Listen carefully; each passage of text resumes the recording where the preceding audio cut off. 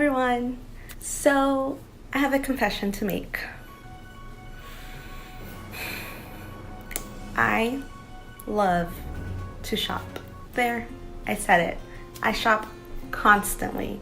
I shop for baby clothes, for my clothes, for shoes, for both of us, and constantly shopping for things around my place. There's always something new to redecorate, and you just can never have too many candles, right?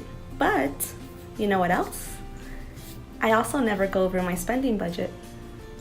My name is Lisbeth, and today I'm going to give you my top 3 tips on how I manage to keep my shopping habit without going over my budget.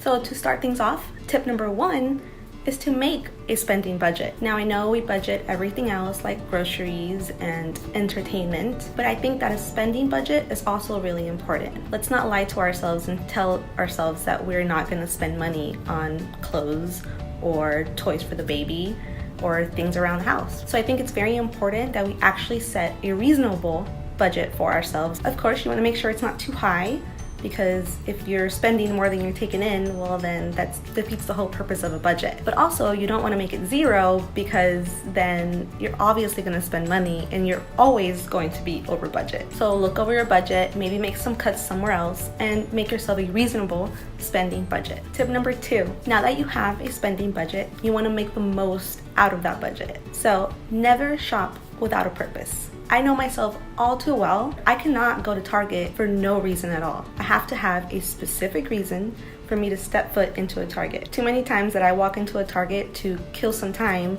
and came out spending too much money and can't remember what I bought. So the only times that I actually step foot into a Target is if I know there's a really good sale going on, if I have a coupon to go in there, or if I've added things to my cart that I'm watching to go on sale.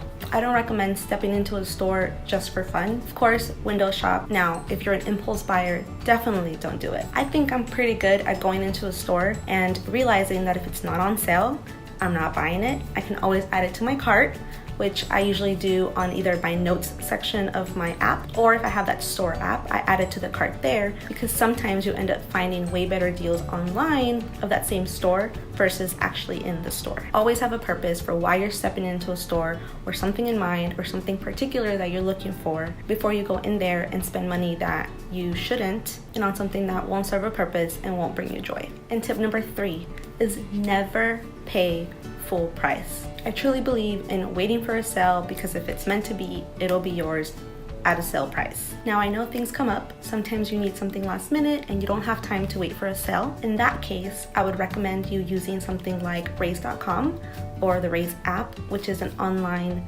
discounted gift card store. There's not a store that I shop at that does not have a discounted gift card. Now sometimes it's as little as 2 or 3%, even 5%, which doesn't seem like a lot, but I believe that any bit helps, because that gives you room to spend on other things that you want. Another app or website that I use is Ebates. Sometimes they have in-store cashback that even though you're not doing the online shopping, which is usually what they're known for, you can still get cash back for the money you are spending.